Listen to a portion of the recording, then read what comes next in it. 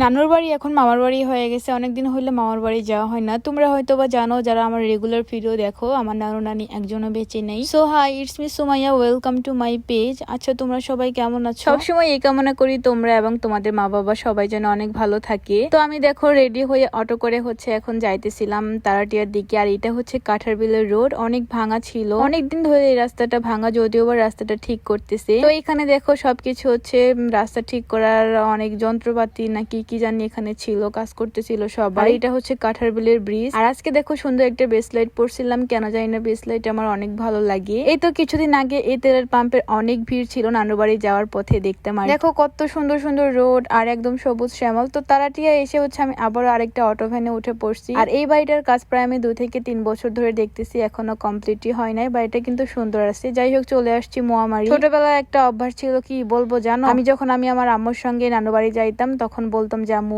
এটা কোন বাজার সেটা কোন বাজার, আর কি জিগাইতাম যে নানু বাড়ি যাওয়ার পথে কয়টা বাজার পরে। এই রোডটা হইতেছে সানন্দবাড়ি এন্ড হচ্ছে বাঘারচর। তো আমি চলে যাইতেছি বাঘারচরের দিকে। চারদিকে এত সবুজ শ্যামল গাছপালা ছিল, প্রকৃতির হাওয়া অনেক সুন্দর লাগতেছিল। এটা হচ্ছে পাথরচর ব্রিজ। এখান থেকে পাহাড় দেখো কত সুন্দর দেখা যাইতেছে। আর মেঘগুলো, রাস্তাগুলো একদমই ফ্রেশ ছিল, পরিপাটি সবুজ শ্যামল। কি যে ভালো লাগতেছিল এই রোডগুলো দিয়ে যাইতে। আর এখানে দেখো মেঘগুলো মনে হইতেছে একদম ভেসে আছে, মানে আল্লাহর সৃষ্টি কত সুন্দর, মাশাআল্লাহ। তো দেখতে দেখতে যাইতেছিলাম নানু বাড়ির দিকে। কেন জানি না আমার অনেক খারাপ লাগতেছিল, খারাপ লাগারই কথা, কারণ 40 দিন পর পর দুজনেরই মৃত্যু হয়ে গিয়েছে। যাই হোক, তোমাদের যাদের যাদের নানু নানি বেঁচে আছে তাদেরকে তোমরা সবাই ভালোবাসবা, কেননা তারা চলে গেলে তাদের মতো আর এত মায়া মমতা ভালোবাসা কখনো কোথাও পাবা না।